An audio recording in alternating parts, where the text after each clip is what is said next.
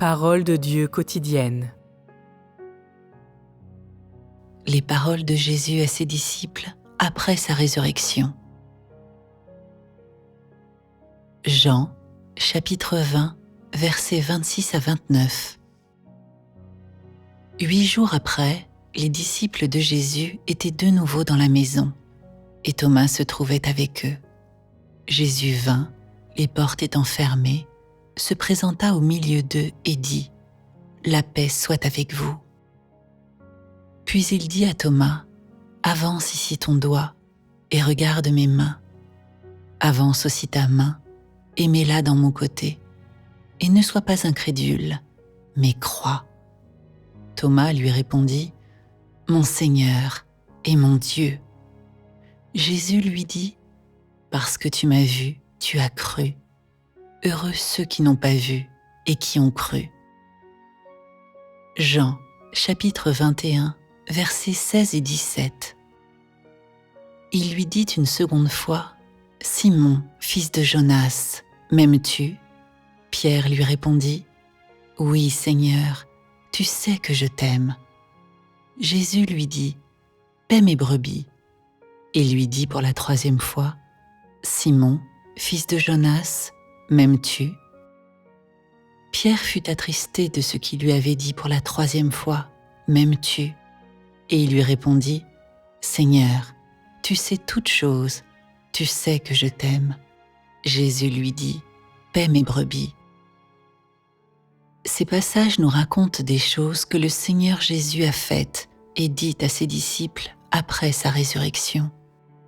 Mais d'abord, regardons les différences entre le Seigneur Jésus avant et après sa résurrection. Était-il le même Seigneur Jésus des jours passés ?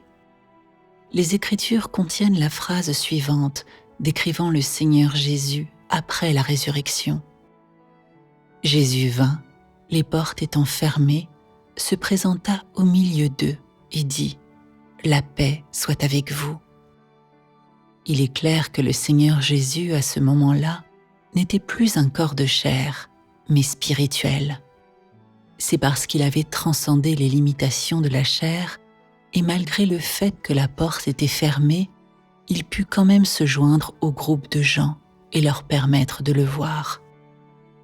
C'est la plus grande différence entre le Seigneur Jésus après la résurrection et le Seigneur Jésus vivant dans la chair avant la résurrection.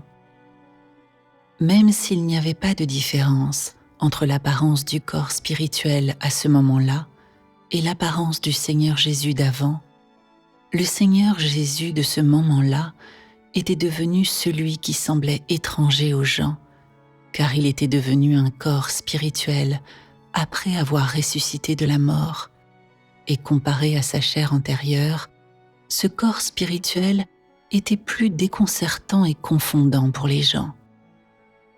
Cela créa aussi plus de distance entre le Seigneur Jésus et les gens ont ressenti dans leur cœur que le Seigneur Jésus était devenu plus mystérieux. Ces compréhensions et ces sentiments de leur part les ramenèrent soudainement à une ère de foi en un Dieu qu'on ne pouvait ni voir ni toucher. Donc, la première chose que fit le Seigneur Jésus après sa résurrection fut de permettre à tous de le voir, de leur confirmer qu'il existait et de confirmer le fait de sa résurrection. De plus, cela rétablit sa relation qu'il avait avec les gens quand il travaillait dans la chair et quand il était le Christ qu'il pouvait voir et toucher. De la sorte, un résultat fut que les gens n'avaient aucun doute sur le fait que le Seigneur Jésus était bien ressuscité de la mort après avoir été cloué sur la croix. Il n'y avait pas de doute non plus au sujet de l'œuvre du Seigneur Jésus qui avait racheté l'humanité. Un autre résultat fut que le fait que le Seigneur Jésus apparut aux gens après sa résurrection et qu'ils purent le voir et le toucher ancra fermement l'humanité dans l'ère de la grâce. À partir de ce moment-là, les hommes ne pouvaient pas retourner à l'ère précédente, l'ère de la loi, à cause de la disparition ou de la désertion du Seigneur Jésus, mais il continuerait de l'avant, suivant les enseignements du Seigneur Jésus et l'œuvre qu'il avait accomplie. Ainsi, une nouvelle étape de l'œuvre dans l'ère de la grâce commença officiellement, et les gens qui avaient vécu conformément à la loi se séparèrent dès lors officiellement de la loi et entrèrent dans une nouvelle ère avec un nouveau début. Cela représente les multiples sens de l'apparition du Seigneur Jésus aux hommes après sa résurrection. Puisqu'il était un corps spirituel, comment les gens pouvaient-ils le toucher et le voir ? Cela est en lien avec la signification de l'apparition du Seigneur Jésus aux hommes. Avez-vous remarqué quelque chose dans ces passages des Écritures ? En général, les corps spirituels ne peuvent être ni vus ni touchés, et après la résurrection, l'œuvre dans laquelle le Seigneur Jésus s'était impliqué avait été déjà accomplie. Donc en théorie, il n'avait absolument aucun besoin de retourner parmi les gens dans sa forme originale pour les rencontrer.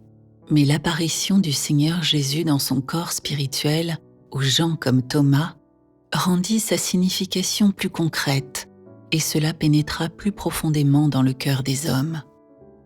Lorsqu'il s'approcha de Thomas, il permit à Thomas le sceptique de toucher sa main et lui dit « Avance aussi ta main et mets-la dans mon côté, et ne sois pas incrédule, mais crois. » Ces paroles, ces actes n'étaient pas des choses que le Seigneur Jésus voulait dire et faire seulement après sa résurrection, mais c'étaient des choses qu'il voulait accomplir avant d'avoir été cloué sur la croix. Il est évident que le Seigneur Jésus, qui n'avait pas encore été cloué sur la croix, avait déjà une compréhension des personnes comme Thomas. Donc, que pouvons-nous conclure de cela ? Il était le même Seigneur Jésus après sa résurrection. Son essence n'avait pas changé. Les doutes de Thomas n'étaient pas nouveaux. En fait, il les avait toujours eus quand il suivait le Seigneur Jésus. Mais il était le Seigneur Jésus qui était ressuscité de la mort et qui était revenu du monde spirituel avec sa forme originale, avec son tempérament original et avec son entendement des hommes du temps où il était dans la chair. Aussi, il s'approcha d'abord de Thomas pour le laisser toucher sa côte, pour non seulement le laisser voir son corps spirituel d'après la résurrection, mais aussi pour le laisser toucher et sentir l'existence de son corps spirituel et se débarrasser complètement de ses doutes. Avant que le Seigneur Jésus ait été cloué sur la croix, Thomas doutait en permanence qu'il fût Christ et ne pouvait le croire. Sa croyance en Dieu était basée seulement sur ce qu'il pouvait voir de ses propres yeux, sur ce qu'il pouvait toucher de ses propres mains. Le Seigneur Jésus avait une bonne compréhension de la foi de ce genre de personnes. Elle ne croit qu'en Dieu au ciel, ne croit pas du tout en celui qui est envoyé par Dieu ou le Christ dans la chair et ne l'accepte pas. Afin de lui permettre de connaître et de croire en l'existence du Seigneur Jésus et qu'il était le véritable Dieu incarné, il laissa Thomas tendre sa main et toucher sa côte. Thomas doutait-il d'une manière différente avant et après la résurrection du Seigneur Jésus ? Il doutait constamment, et à part le fait que le Seigneur Jésus lui apparut personnellement dans son corps spirituel et permit à Thomas de toucher la marque des clous sur son corps, personne ne pouvait éclaircir ses doutes, personne ne pouvait faire en sorte qu'il les abandonne. Donc, à partir du moment où le Seigneur Jésus lui permit de toucher sa côte et de sentir vraiment l'existence de la marque des clous, les doutes de Thomas disparurent et il sut véritablement que le Seigneur Jésus était ressuscité. Il reconnut et crut que le Seigneur Jésus était le véritable Christ et qu'il était Dieu incarné. Bien qu'à cette époque, Thomas ne douta plus. Il avait perdu pour toujours la chance de rencontrer Christ. Il avait perdu pour toujours la chance d'être ensemble avec lui, de le suivre, de le connaître. Il avait perdu la chance que Christ le perfectionne. L'apparition du Seigneur Jésus et ses paroles fournirent une conclusion et fournirent un verdict sur la foi de ceux qui étaient pleins de doutes. Il employa ses paroles et ses actions concrètes pour dire aux incrédules, pour dire à ceux qui ne croient qu'en Dieu au ciel, mais non en Christ, que Dieu n'a pas loué leur croyance, ni loué leur démarche de suivre qui était pleine de doutes. Le jour où ils croiront pleinement en Dieu et en Christ ne peut être que le jour où Dieu aura accompli sa grande œuvre. Bien sûr, ce jour sera aussi celui où leurs doutes seront jugés. Leur attitude envers Christ détermina leur sort, et leurs doutes tenaces signifieront que leur foi ne leur aura rien apporté, que leur rigidité signifiait que leurs espoirs étaient vains. Parce que leur croyance en Dieu au ciel se nourrissait d'illusions et que leurs doutes sur Christ exprimaient leur vraie attitude envers Dieu. Même s'ils touchaient la marque des clous sur le corps du Seigneur Jésus, leur foi était toujours vaine et leur résultat ne pourrait être décrit que comme une poursuite de vent, une vanité. Ce qu'a dit le Seigneur Jésus à Thomas, il le disait aussi très clairement à tous. Le Seigneur Jésus ressuscité est le Seigneur Jésus qui avait passé initialement 33 années et demie travaillant parmi les hommes. Bien qu'il eût été cloué sur la croix et ait expérimenté la vallée de l'ombre de la mort et la résurrection, son aspect même n'avait subi aucun changement. Bien qu'il eût maintenant la marque des clous sur son corps, qu'il fût ressuscité et qu'il fût sorti de la tombe, son tempérament, sa compréhension des hommes et ses intentions envers les hommes n'avaient pas changé le moins du monde. Aussi, il disait aux gens qu'il était descendu de la croix, avait triomphé du péché, triomphé des épreuves et triomphé de la mort. La marque des clous était juste la preuve de sa victoire sur Satan, la preuve d'avoir été un sacrifice d'expiation pour racheter toute l'humanité avec succès. Il disait aux gens qu'il avait déjà endossé les péchés de l'humanité et qu'il avait mené à bien son œuvre de rédemption. Quand il retourna voir ses disciples, il leur dit dans son apparition « Je suis toujours vivant, j'existe encore. Aujourd'hui, je me tiens véritablement devant vous, afin que vous puissiez me voir et me toucher. Je serai toujours avec vous. » Le Seigneur Jésus voulait aussi se servir de Thomas pour dresser un avertissement aux hommes des générations suivantes. Bien que tu crois au Seigneur Jésus, tu ne peux ni le voir, ni le toucher. Mais tu peux être béni grâce à ta foi sincère, et tu peux voir le Seigneur Jésus par ta foi sincère. Ce genre de personne est béni. Ces paroles rapportées dans la Bible que le Seigneur Jésus proféra quand il apparut à Thomas sont d'une grande aide pour tous les gens de l'ère de la grâce. Son apparition et ses paroles à Thomas ont eu un impact profond sur les générations futures et conservent un sens éternel. Thomas représente le genre de personnes qui croient en Dieu tout en doutant de Dieu. Elles sont d'une nature suspicieuse, ont un cœur sinistre, sont fourbes et ne croient pas aux choses que Dieu peut accomplir. Elles ne croient pas à l'omnipotence de Dieu et à son règne, et elles ne croient pas au Dieu incarné.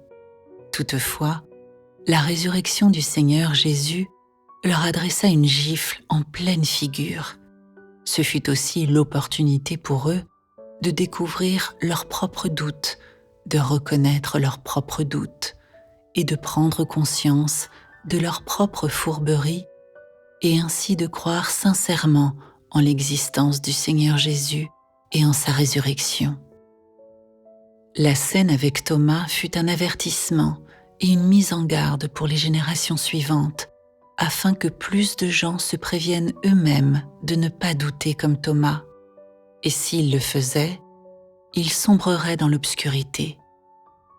Si tu suis Dieu, mais comme Thomas, tu veux constamment toucher la côte du Seigneur et sentir la marque des clous pour confirmer et vérifier l'existence de Dieu et spéculer à ce sujet, Dieu t'abandonnera.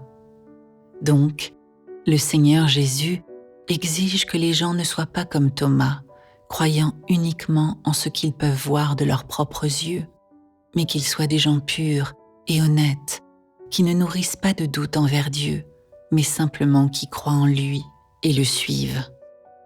Ce genre de personne est béni. C'est une toute petite exigence du Seigneur envers les gens et un avertissement pour ceux qui le suivent.